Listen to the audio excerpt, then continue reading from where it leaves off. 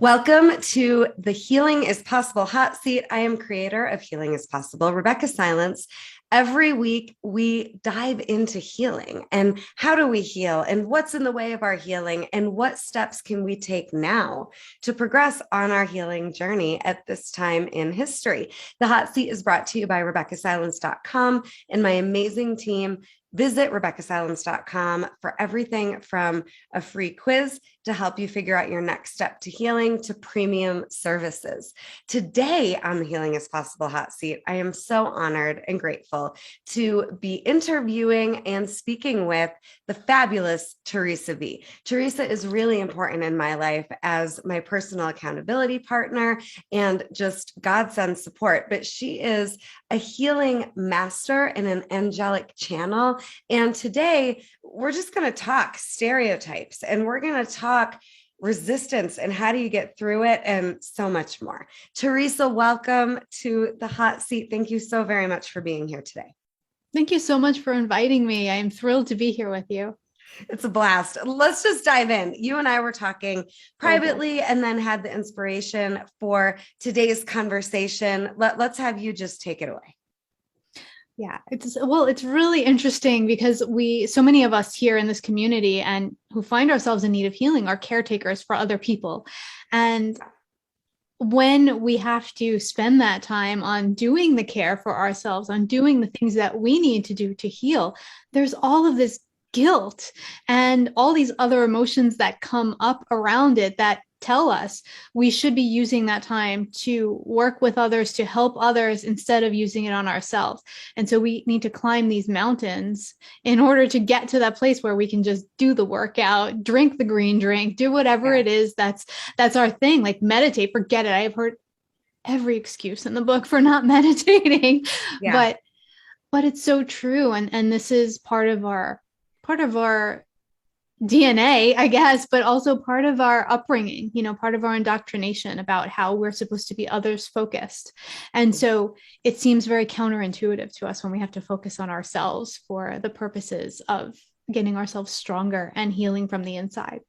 Well, and it's so cliche, but it's so true. And I do agree with you. I think we do have in this Healing is Possible family, a community of caretakers. And then we're not really taught to take care of ourselves, or if we are taking care of ourselves, how often are we perceiving others as thinking we're selfish or being told that we're selfish or that it's wrong or bad? I think this is a really, really important conversation, especially in this community. And I want to just touch on quickly meditation, because you mentioned that word. And I know for me, for so many years, I was like, I don't have time for meditation. What is meditation? Why? Like, why? I'm just going to sit here and do what?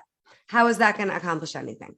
And over the years, man, is meditation almost like a way that I live moment to moment. Like this state of being present is what my opinion and my experience of meditation is. And there's no right way to do it, but let's just talk like step one to stepping outside of the boxes that we put ourselves in, stepping into taking care of ourselves more so we can actually be better caretakers is meditation. That's a big one. There may be a couple of steps before you get to meditation. Well, teach us, tell us. Well, because meditation involves an aspect of fearlessness. It's fearlessness to sit and let the thoughts that you try to shut up inside of you, the things that you don't want to look at inside, come up. And that's the biggest barrier that I've seen to people meditating is they don't know what's in there and they're afraid. They're afraid to touch on it. Another big one that I've seen in various communities is, it's against my religion. But if you look at any religion, there's something like meditation there. So I know for Catholicism, we've called it contemplation. And so that's all it is. So I think the first step is to realizing that there's nothing in there that's as scary as what you think you're going to find inside of yourself. That's the biggest thing that prevents people from actually sitting or from getting quiet in the first place. So we can we don't have to sit to meditate. We can go take a walk. But how many people take a walk with the earbuds? How many people constantly have to have some sort of noise or stimulation as opposed to getting quiet within? And this is the first step, is knowing that it's okay to get quiet. There's nothing in there that's as scary as what you think is in there. Yeah. And as you're talking, I just think about 15 years of clients that are afraid to take the next step and the next leap into whatever their next dream is. And I do think we do get scared to address, oh my gosh, what's going to come up? And if I had $1 for every time I've heard, if I start crying, I'm not going to stop. Mm-hmm. And right. And I don't know if I can do it. So I don't want to start the process when it comes to our dreams. So I really love what you're saying about there really isn't going to be anything as scary as the version that you're making up about what you might endure or encounter if you take that next level, whether it's towards meditation or whether it's towards self-care or whether it's towards your next dream. Absolutely. Absolutely. And meditation has a rap where it's just for those spiritual people who, want to attain enlightenment. And I'm a CEO and I go to work every day, and, it has no place in my life. I have seen CEOs change the way they lead, change the decisions they're making, change their productivity levels and the productivity levels of everyone around them by just spending 5 minutes in meditation every day. And it's amazing because it taps you into your inner wisdom. It taps you into that inner source that already knows. And that doesn't mean that you're disavowing any outside. So if you believe in a God that's outside of you, it doesn't mean that you're turning your back on that being. It means that you're listening to your intuition first.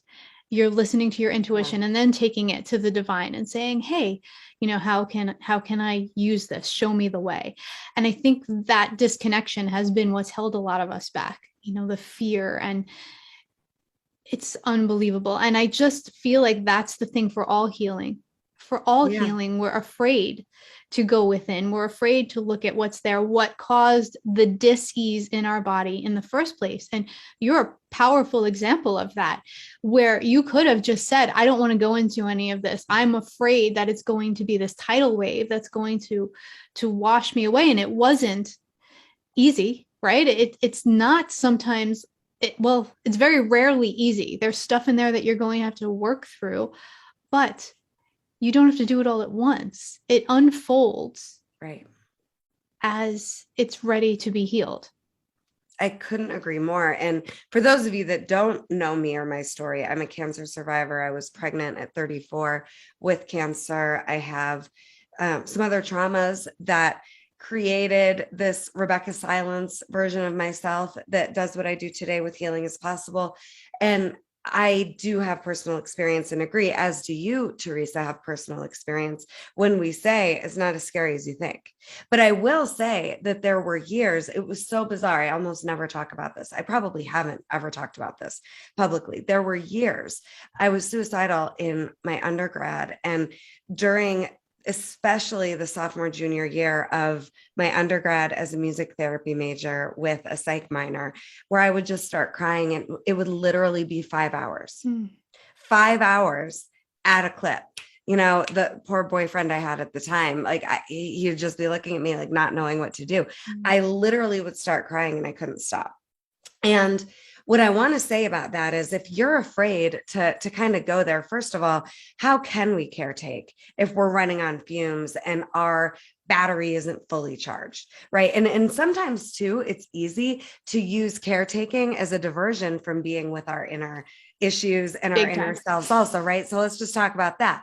But what I do want to say from my own personal experiences, it's like the dam bursts open, the floodgates burst open. It's not going to last forever. So when we're saying it's not as scary as you think, it doesn't mean it's still not scary. It's just you're stronger, you're more powerful, and you're equipped. I love what you just said, Theresa, about like the healing. When it's ready, the issues, the dis-ease, it bubbles up so it can be released. And it doesn't mean you're ready. It means it's ready. And then you've got what it takes. You absolutely do, whether you believe that or not.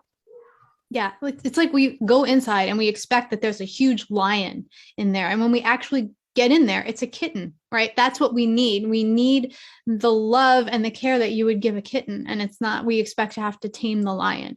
It's a completely different experience. And, I've seen it in my own life. I've seen it with so many clients. And I just love what you just said about the caretaking becomes the excuse. And it's not always conscious. It's a lot of times subconscious or unconscious, because we have been taught taking care of others is the way to be a good person. You have to put others before yourself. That's actually a thing that we hear in our lives a lot. Put others before yourself. And what we learn, we've heard it in so many ways that it's become trite, fill yourself up before you can fill up other people. And we hear it and it just becomes a saying. But Yeah. when we work with the angels, that when we work with angelic healing, the angels actually will not work through us if we don't allow ourselves to be filled up with their energy first. They call it spiritual selfishness, and they fill us with the energy first. And then with whatever comes through after that, we can assist other people to move their blockages. So that's actually, it's spiritual law. You need to fill yourself up. And in this world at this time, it is so important, if you want to show up for other people, that you need to have your self-care be as on point as it can be at any point in the day. Yeah.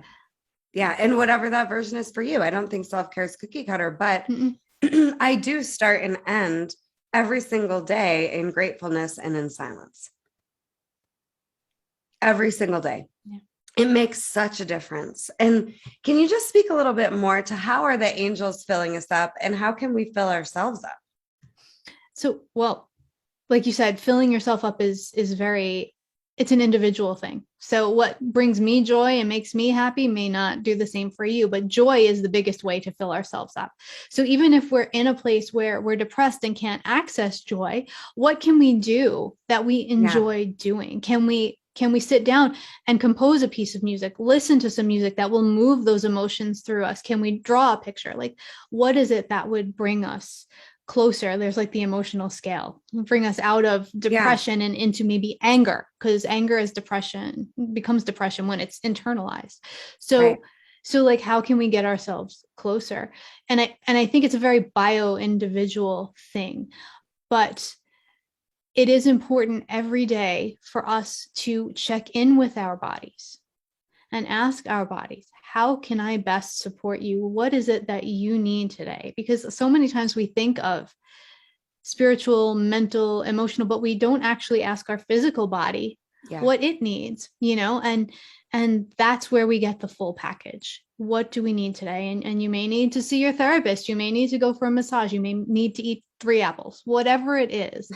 And the angels, this is a particular form of healing energy that comes through. So like, kind of like a Reiki or something like that, but the angels will send the energy through us. It's universal energy. And they will say, we can't send it through. We won't allow it to be sent through if you are not resonating at that frequency, at that lightness. So regardless of what's going on, we could be having the worst day, right? I could be having the worst day of my entire life. And I walk into a healing session and I say, okay, angels, we're going to work with this client. And I can run that energy through and be fully present with the client and be in that vibration. And then the client leaves and I'm right back to where I started. And that's how we all show up as caretakers, right? You're feeling sad, you're feeling depressed, but you need to put on that face for your kid to go to school. So instead of putting on the face, asking, what is it that will actually allow me to get to the point of being able to show up for them instead of pretending I'm at that point? Authentically. Yeah. What will actually let me do that? Right. Because the game face, the mask, the going through the motions, it does create more toxicity and more disease, and it's unnecessary. The world can handle us in our darkness, and we can move through dark quicker than we can even imagine. That's what I'm hearing as you're speaking, Theresa. Mm-hmm. And I love how aligned our teachings are. The way I teach, what I think you just said in a different way, is just follow inspiration, right? Like inspiration is, in my world, when you're inspired, you're connected to the highest version of you in spirit, in your spirit. And we can be connected to that highest version of ourselves in Cancer, in a bad day, in a dark spot. And these emotions that come up and need to be released so that we're not depressing them down, they're not going to kill us. And it's never a good time, right? Like if you're waiting for a good time to feel through what you've buried for decades, good luck, right? Like there's not going to be a good time and it won't last forever. And yes, have a great coach or therapist or a mentor and support accountability partners like I have with Theresa, there for you, with you, connected to you as you go through this. But know that what we do always have access to is following inspiration, and a great assignment is to make a list of 25 inspiration hacks that really genuinely do inspire you no matter what. So if it's seeing flowers on your kitchen island when you come down the stairs in the morning, if it's taking a bath or reading a book or lighting some candles or watching, Netflix and chilling, who cares? What is it? What are your personal inspiration hacks? I surround myself with inspiration hacks in this little office. I have client artwork all around me. I have crystals. I have literally a magic wand one of my best friends bought me that sits right here on my desk. Like, what are your inspiration hacks? Do you even know? Have you even thought about it? Because you can always start there. Absolutely. Absolutely. And I love what you're saying, because when we're talking about where are we okay, right? Regardless of what's going on in the world, we can be okay, and we can be okay in this present moment. So when we're not okay, we're either in the past or the future. Oh, that's so important, Theresa. Yes. Yeah. So in this moment, regardless of what's happening in my life, someone could have just died. I could have just gotten a diagnosis that I didn't necessarily want. If I come back to here and now in this present moment, that's where I am okay. I have everything I need. Get your head back to where your feet are. Get yourself out of that spin, because that's actually what meditation is. All the times we sit or we focus on the technique or whatever, all meditation is at the end of the day is being present in this moment, having 100% of your energy there with you, doing what it is you're doing. So I'm not writing an article and talking on the phone and watching TV at the same time. I'm doing one thing with my full presence. That's when I'm in meditation. And that's the goal at the end of the day, is to be able to do that. Meditation on its own means single pointed focus. So if we are only focused on the diagnosis we've been given, guess what? We're meditating on it. We're creating more of it. If we're only focused on the fear that we have about this situation, we're meditating on that and we're giving it power. So what we need to do is focus on and meditate on what it is we want to cultivate in our lives. So even in this moment, if I'm scared, if I'm upset, if I come back here, love, peace. See, that's it. You just breathe and you be with the breath and you take yourself back here. And that's where you're okay. And I love that you brought that point up, because that's actually a huge key to the self-care. We get ourselves out of what we should be doing and we focus on what is it that I need. Yeah. And there's so much I want to say in response to just what you just said. My first mentor, Carol Reynolds, she used to say, right here, right now, you're safe. Right. So find your word. Okay. Safe. I just had a client in a couples intensive that wasn't feeling safe when his wife would hit any type of upset, and he was totally safe. Nothing was happening. She was just having an emotion and he didn't know how to be with it. Mm-hmm. And in his childhood, he wasn't safe around a maternal figure, physically not safe, but with his wife, he was, but he couldn't get that. And it is really important, as these darker emotions start to come up, the darker side of ourselves starts to say, hey, I'm here too, right? Because how are we really fully expressed until we can embrace and enjoy both our dark and our light and use it all for good, right? And right here, right now, we're safe. So if there's a moment where you're feeling not okay, try on right here, right now, I'm safe. And if you're in a moment where you're not, get yourself safe, call the police, get some help, get the hell out of there. And then I have Eric Plattenberg. You're on season 2 of the Tougher Together Breakthrough podcast, Theresa. She kicks off season 2. She's episode 1. You should check it out if you haven't already. Amazing. And later in the season, a friend of mine, Eric Plattenberg, is on, and he taught me about abundance. And this saved my life, because the other thing I'm hearing you say, Theresa, is that we can be okay even in situations that aren't our preference. Right? It doesn't have to be, I can be of service. I can be a great caretaker. I can be the best of me only when things are going the way I want outside of me. Right? That's really what we're talking about today. How do you internally stay aligned with who you are and who you want to be, regardless of what's going on out here? And what Eric taught me was his definition of abundance well before I got sick. And it is, in every moment, I am and have everything I need. And I remembered that was when I was sick. In this moment, I am and I have everything I need, even if I can't get out of bed for months on end, even if I can't hold my newborn baby, even if I've got my older child saying, great, you're all I have and you're going to die. I can be who I am and know I have everything I need. I am and have everything I need. It's a mantra that I highly recommend you repeating to yourself over and over again. It saved my ass when I was sick. Thank you, Eric. You know, it's a good one. Definitely. I think it's important too to realize that right now a big thing coming up for us is it's not just about dark and light. It is very much about dark and light, but it's also about trauma. It's about trauma that we didn't even realize. Like the entire world in the past year and a half has experienced trauma. There is not one living being that has now not experienced trauma.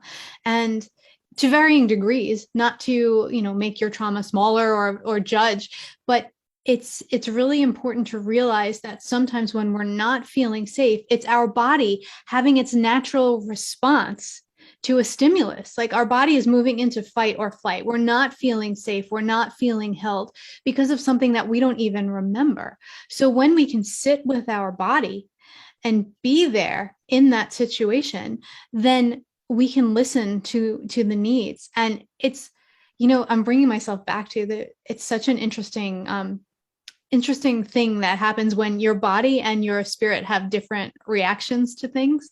So yeah, that's a great I was on point. a plane that we thought it was going down in early 2020. And we're on this plane and I'm sitting there and spiritually, emotionally, I'm okay. Like I'm literally okay. I know that all is taken care of. I'm going through my mantra. I'm talking to the angels. I'm actually yelling at the angels. And, but my body was having its physiological reaction to what would be a fight or flight situation, but I'm on a plane, so I can't do the flight.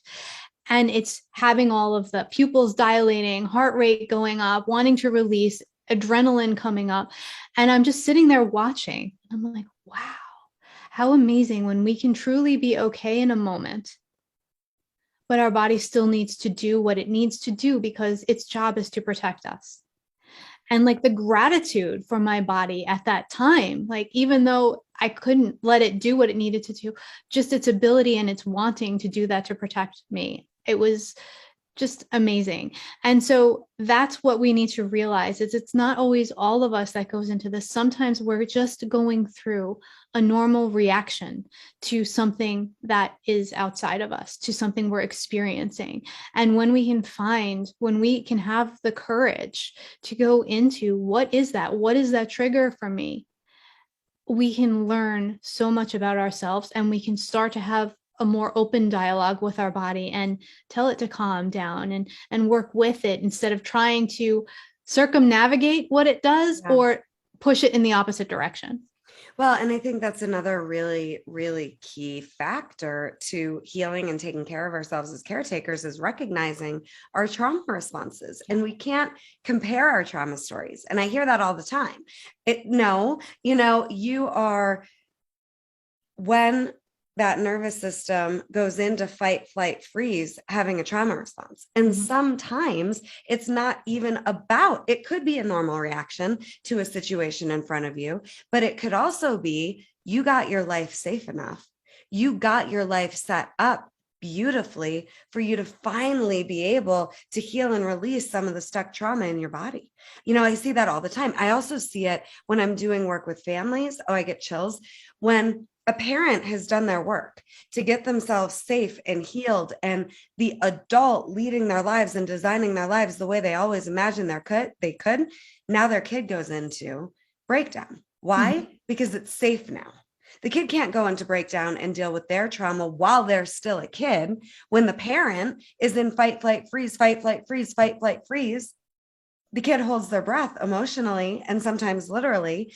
And so if you're a person that's done your work and now it feels like you got kicked in the gut because now your kid's in breakdown, take it as a compliment. Mm-hmm. You got the family safe enough and set up for the kid to be able to deal with their own experience while they're still a kid. It's amazing. It's one of the most gorgeous gifts parents can give their kids, is to get healthy and solid. And if you're here, you're on that journey. So congratulations. But know that it can be that you just got your life safe. So now your body's releasing and nothing maybe is actually happening around you. And that's okay. I think sometimes we think we need a crisis or a big drama happening in our external to give us permission to go here. And we don't. Nope. It's also very important to realize that when you are that parent that is doing all of this work to make yourself healthy, to get yourself healthy, whether it's, intense emotional and mental work, or it's getting to the gym every week or whatever it is for you, your child is also learning that it's okay to take space for itself, right? Our children learn through us. They also, when we put on the brave face, but we're feeling something else, we're not fooling them. They're highly intuitive. 100%. They feel it, they know, and they're learning, oh, my parent is pretending they're okay, but they're not. And so this is what I need to do, right? So this is what we do in order to help and caretake those around us. But in truth, we're just reinforcing a broken system. And so when we do have that situation where maybe the kid does go into breakdown, guess what? That child has learned that it is okay to be there. It is okay to take care of themselves because of what you've done. And that is breaking a cycle. Yeah. That is giving a whole new vocabulary to a whole new world. And a whole new experience and possibility. I love what you just said. And they can get through it. And you modeling that for them is everything. And then I also think it's just worth mentioning, our internal dissonance, like in music, when the chords are dissonant and not vibing, that internal dissonance can heal. And the silence and the stillness and the listening to your body is key. And your body will tell you. If you're thinking, oh, I've tried this, my body, I'm too disconnected, or I check out, or I dissociate, or my body won't give me those cues, you got to just keep practicing. If my body can start to talk to me, anybody's body can start to talk to them. It's really real that those answers are in you. And I think it's also important to point out, just like our internal response can get aligned regardless of what's happening outside of us, it's not really anybody's fault outside of us that our body goes into this trauma response. People did what they did. Life is doing what it does. The external factors are there, but it's also about your fear of not being able to be okay or safe that is really the issue. It's what you can control, and nobody did that to you. Mm-hmm. Definitely. It's also really interesting. We have varying degrees of self-punishment and we do different things. And sometimes we think, okay, I'm committing to this form of self-care. I'm committing to, let's say, going to the gym every single day. I'm committing to that. I'm going to do this workout. I'm going to lift this much weight. I'm going to do this much cardio. And then the third day we wake up and our body says to us, please don't make me go to the gym, right? But what do? We move into the mind and we say, oh, I'm just in resistance. I'm in resistance and I need to go because I know that this is the way to get through it. But our body is telling us, please don't do this to me. So maybe our body wants to move in a different way. And that's what listening in can do. It decreases the amount of self-violence. It stops us from pushing ourselves when our body is giving us a different message. It gives us room to have that dialogue. So, okay, body, if you really don't want to go to the gym today, what would you prefer to do instead? Instead of just forcing and thinking that you're in resistance. Now, there may be days you are in resistance, but it's really about checking into that and listening to what's good for you, because sometimes when we do the self-care, we throw ourselves further out of balance by not being flexible with what that means. And that's also, that could be from past situations as well, like how we needed to show up, what box we were put in, and all of the things. So it's just important for us to really leave that room for that dialogue with not just our physical body, but mental, emotional bodies as well. Yeah. Well, and there is all this pressure and there are all these outside influences. And then there's the part of us that thinks we know what we should do, even if it goes against what that internal guidance system is saying. And I think we can use all of that societal pressure and internal pressure as a guidance system to bring us back to listening to, wait a minute, what's true for me? And I also like to say authenticity, it's a moment to moment process. So what's true for you in this millisecond, you're going to be a completely different person tonight when you go to bed than you are right now. And what if that's okay? And how do we access that? By being in the present moment. Amen. Yes. Theresa, what have we left out? Give us, final thoughts and a homework assignment, if you would, please. So I think the biggest thing is just to realize that it's not just an expression that you need to be filled up before you take care of others. This is a whole new world that's demanding a lot of different things for us. We have our own path. So really make time every single day to check in with your system and ask, what do I need today? What would I enjoy today? So that's a two-part question. What do I need and what would I enjoy? And even if it's only 3 to 5 minutes, make time for those two things. I love it. And we have the ability to follow inspiration, to go farther and deeper than we think we can go because it feels too scary, and to get ourselves out of this self-inflicted, suffocating jail of pressure. It's time to live more. And the way to do that is to address and move through and grow past our trauma response's default setting. Theresa, I can't thank you enough for being here. And when all else fails, just go back to the silence. Go back to the stillness, because it really is a great way to reboot that internal guidance system like it's a computer. Absolutely. What a gift to have this time with you. What a gift you are to my life, Theresa. Thank you so much. Oh my gosh, this has been awesome. Again, the Healing is Possible Hot Seat brought to you by RebeccahSilence.com. If you want to join me or if you want to work with me directly, head to RebeccahSilence.com right now. And we're booking out through the end of the year, hot seat laser coaching. If you have a healing story or message that you want to share, let's go. Let's get more Healing is Possible messaging out there into the world. Thanks, everyone. And we will see you very soon. Thank you, Theresa. Thank you.